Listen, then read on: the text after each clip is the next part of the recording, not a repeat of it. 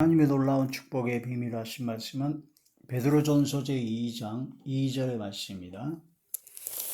갓난 아기들 같이 순전하고 신령한 젖을 사모하라. 이는 그로 말미암아 너희로 구원에 이르도록 자라게 하려 함이라. 아멘. 오늘 말씀의 제목은 구원에 이르도록 자라가라 라는 말씀이 제목이 됩니다. 구원은 처음에 예수님을 믿음으로 말미암아 구원받는 칭의의 구원이 있습니다. 율법의 행위로 구원받는 것이 아니라 바로 예수님을 믿는 믿음으로 구원받는 칭의의 구원이 있죠. 그래서 의로운 것 하나도 없는데, 아무것도 없는데 하나님께서 예수 그리스도를 보내셔서 예수 그리스도의 십자가 보혈의 능력을 믿고 예수님을 믿으면 그 믿음을 의로 여기셔서 구원을 받게 하셔서 사망에서 생명으로 옮겨진 칭의의 구원이 있다. 그런 말씀이 되고, 칭의 구원이 있으면 거기서 끝나는 것이 아니라 그때부터 시작해서 이젠 말씀과 기도로 거룩해집니다. 하나님의 말씀을 보고 죄를 깨달아 회개 기도하여 점점 죄성과 육성과 악성과 그런 모든 죄악된 모든 것이 죽어지고 사라지고 점점 아버지의 거룩하심과 같이 거룩해 되고 바로 예수 그리스도를 닮는 하나님의 사람, 신의 성품에 참여한 자가 점점 되죠. 그래서 그걸 성화라고 합니다. 성화를 할 때는 날마다 죽어야 됩니다. 내 속에 있는 육적 몸, 썩어져가는 구속을 쫓는 옛사람, 그런 죄성과 육성과 짐승의 마음, 짐승의 생각들이 죽어져야 되죠. 죽을 때 어떻게 죽느냐? 좌우의 난선이 한 성령의 검에 하나님의 말씀으로 죽어야 된다. 하나님의 말씀을 듣고 깨달아 통회하고 자복하고 회개하는 내가 죽는 자리에 들어가야 된다. 내가 죽어야 예수 그리스도께서 사시고 예수 그리스도가 내 속에 사셔야 예수님이 부활하신 것처럼 부활하게 됩니다. 그래서 날마다 나는 죽는다라는 얘기는 날마다 나는 부활한다. 그게 성화입니다. 그래서 날마다 부활하고 날마다 변화받고 어제보다 오늘이 오늘보다 내일이 점점 바로 삶이 하나님께서 기뻐하시는 삶을 살아가게 되니까 그게 바로 성화의 구원입니다. 성화의 구원. 우리는 지금 칭의 구원을 넘어서 성화의 구원의 단계에 계속 들어가죠. 그렇게 하다가 이제 예수님께서 다시 오시게 되면 다시 오실 예수님이 이 땅에 오실 때 천사장의 소리와 호령과 나팔 소리 이 땅에 오시죠.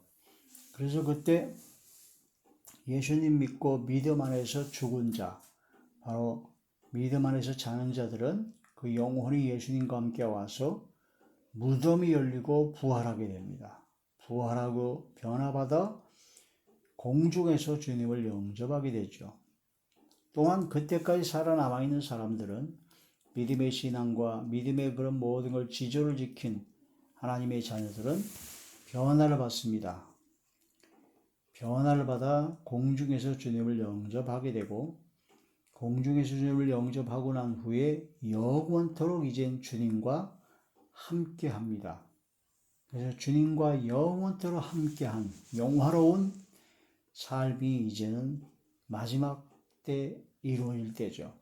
그게 바로 영화의 구원이다 라고 합니다. 그게 마지막 때 다가올 구원이다. 당신은 구원을 받았습니까? 라고 했을 때 칭의 구원을 받았는지 성화의 구원을 받고 있는지 영화의 구원을 받고 있는지를 시점을 알아야 된다. 칭의 구원을 받았다고 해서 다 끝난 것이 아니라는 것을 정확하게 알아야 된다는 거죠.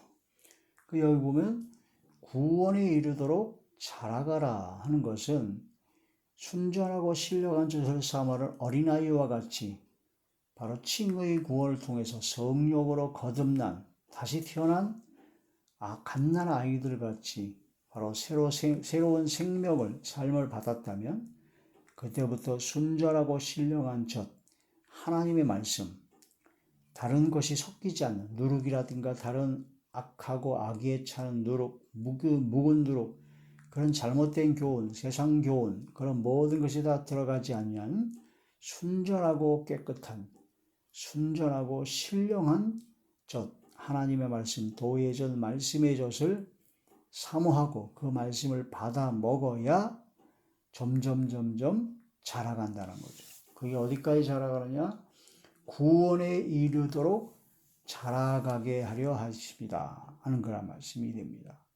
구원에 이르도록. 여기 나온 구원은 칭의 구원이 아닙니다. 칭의 구원이 아니고 성화로서의 구원이고 영화로운 구원, 바로 영원한 세계에 들어가는 마지막 최종 단계의 구원이다. 그러므로 순전하고 신령한 젖, 하나님의 말씀을 사모하고 하나님의 말씀을 받아 먹어야 자라갑니다. 믿음은 들음에서 나죠. 들음은 그리스도의 말씀을 들어야 믿음이 생깁니다. 그리스도의 말씀, 복음, 하나님의 말씀, 순전하고 신령한 젖, 그런 진실함의 떡, 그런 하나님의 말씀 외에 다른 것을 먹으면 안 자랍니다. 귀만 커질 뿐이죠. 오직 진리의 생명의 말씀만을 먹어야 자라가게 되죠. 구원에 이르도록 자라가게 하려 합니다. 그래서 갈라디아 1장 8절에 보면 사도 바울이 갈라디아 교인들에게 내가 지금까지 전한 십자가의 복음, 하나님의 말씀 외에 다른 복음, 다른 것을 전하면 사도라 할지라도 또한 천사들이라 할지라도 그들은 바로 저주를 받게 될 것이다 라고 말씀을 하셨습니다. 하나님의 말씀 외에 다른 것을 전하면 큰일 납니다. 그러니 강단에서 하나님의 말씀을 전하는 단에서 세상 얘기하는 것도 큰일 날 건데 쌍욕을 하거나 거짓말하거나 비방하고 그런 정죄하고 그런 것은 큰일 날 소리죠. 바로 다른 복음을 전하면 저주를 받게 될 것이다.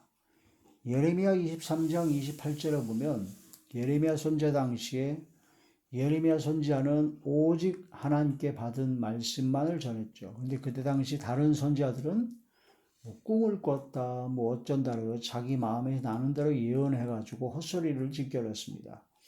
그래서 예레미야 23장 28절에는 그걸 성경 말씀을 통해서 예레미야 선지자의 전한 하나님의 말씀은 밀, 그들이 전한 그런 모든 헛된 소리는 쭉정이 같은, 껍데기 같은 것이다 라고 비교합니다. 밀, 하나님의 말씀의 알곡을 먹어야 자라난다는 거죠.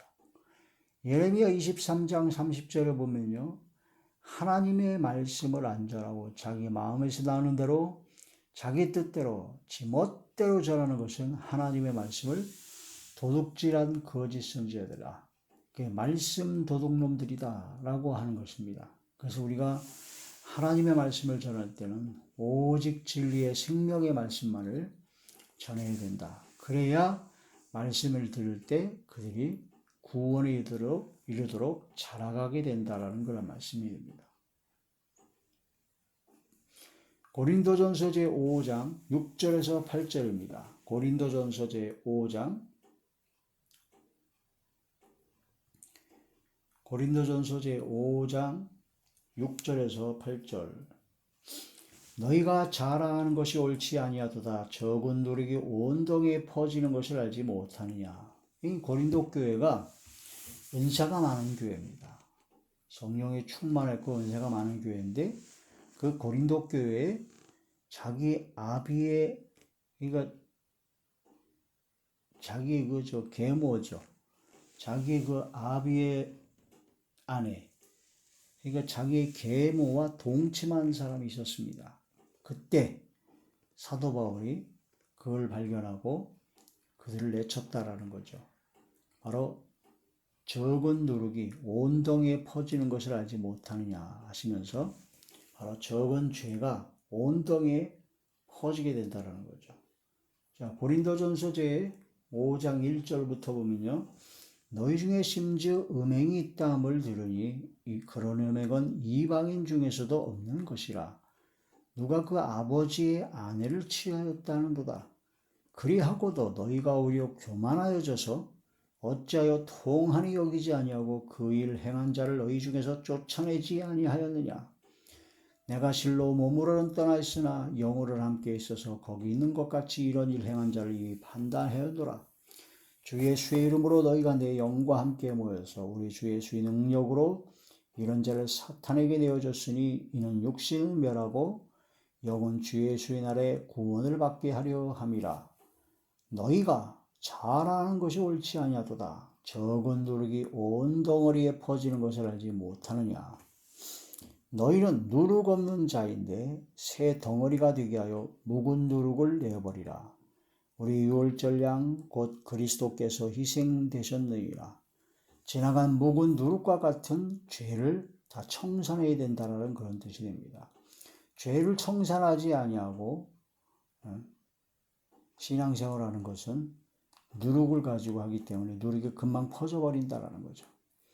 이러므로 우리가 명절을 지키되 묵은 누룩으로도 말고 악하고 악에 찬 누룩으로도 말고 누룩이 없이 오직 순절함과 진실함의 떡으로 하자. 순절함과 진실함의 떡, 죄악이 다 제거된 순전하고 진실한 마음과 생각으로 하나님의 말씀을 받고 그 말씀에 순종하는 삶을 살아야 된다는 그런 뜻이 됩니다. 그게 바로 구원에 이르도록 자라가게 되는 것이 바로 그런 것을 버려야 자라가게 된다는 거죠. 잘 자라다가 그런 묵은 누룩, 적은 누룩, 그런 누룩이 있게 되면 자라다가 삐뚤어집니다. 완전히 이상하게 자라게 되죠. 자, 사람의 속임수, 간사한 유혹에 빠져서 요동하지 말아야 된다는 거죠. 그 사람의 속임수라든가 간사한 유혹에 빠지면 막 흔들립니다. 믿음도 흔들리고 신앙도 다 흔들리죠. 범사에 그리스도의 장성한 분량에 이르도록 신앙과 믿음이 자라가야지 사람의 속임수나 간사한 유혹에 빠지면 안 된다. 에베소서 제4장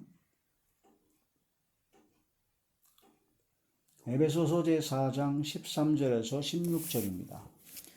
우리가 다 하나님의 아들을 믿는 것과 아는 일에 하나가 되어 온전한 사람을 이루어 그리스도의 장성한 분량이 충만한 데까지 이르리니 이는 우리가 이제부터 어린아이가 되지 아니하며 사람의 속임수와 간사한 유혹에 빠져 온갖 교훈의 풍조에 밀려 요동하지 않게 하려 함이라. 오직 사랑 안에서 참된 것을 하여 범사에 그에게까지 자랄지니 그는 머리 곧 그리스도라. 그에게서 온몸이 각 마디를 통하여 도움을 받음으로 연결되고 결합되어 각 지체의 분량대로 역사하여 그 몸을 자라게 하여 사랑 안에서 스스로 세우느니라. 아멘. 사람의 속임수, 간사한 유혹에 빠져서 요동하지 말고 범사에 그리스도의 장성한 분량에 이르도록 자라가라. 예수 그리스도를 통해서 바로 진리의 말씀을 통해서 영적 양식을 공급받아 자라가야 된다는 거죠. 그게 바로 순전하고 신령한 젖을 삼하여 구원에 이르도록 자라가라는 그런 뜻이 됩니다. 빌립보서 2장 12절에 보니까 항상 복종하여 두렵고 떨림으로 너희 구원을 이루라는 그런 말씀이 됩니다. 칭의 구원을 이뤘다고 해서 거기서 끝이 아니다라는 거죠. 구원을 이루어 나가야 됩니다. 성화의 구원도 영화로운 구원, 마지막 영원한 구원을 받기 위하여 두렵고 떨림으로 항상 복종하여 나아가야 된다. 그런 말씀이 되죠. 빌립보서 2장 15절에서 16절을 보면 흠없는 자녀로 빛들로 나타나게 하고 그리스도의 날에 주님께서 오실 마지막 날에 자랑할 것이 있게 하려는 것이 바로 하나님의 뜻이다. 흠없는 자녀로 빛들로 나타내는 그리스도의 날에 자랑할 만한 하나님의 자녀로 자라가라. 범사에 모든 면에서 그런 뜻이 되는 거죠. 베드로전서 1장 5절에 보면 말세에 나타내기로 예비하신 구원이 있습니다. 말세에 나타내기로 예비하신 구원, 그 구원에 이르기까지 자라가야 된다. 야고보서 2장 21절에서 24절을 보면 아브라함은 처음에는 칭의 구원입니다. 그냥 하나님의 말씀을 믿으니 구원을 받았죠. 믿으니 그것을 의롭게 여기셨죠. 그러나 그 수십 년간의 여러 가지 연단 과정을 통해서 점점 믿음과 신앙이 자라감을 볼 수가 있었습니다. 그러다가 113세 때, 100세 때 낳은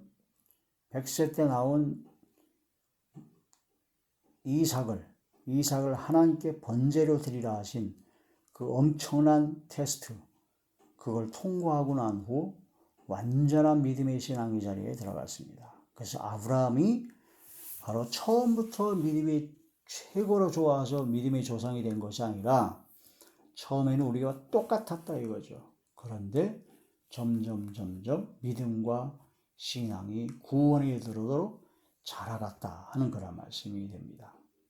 그래서 우리는 고린도후서 13장 5절의 말씀처럼 항상 나 자신을 돌아봐야 됩니다.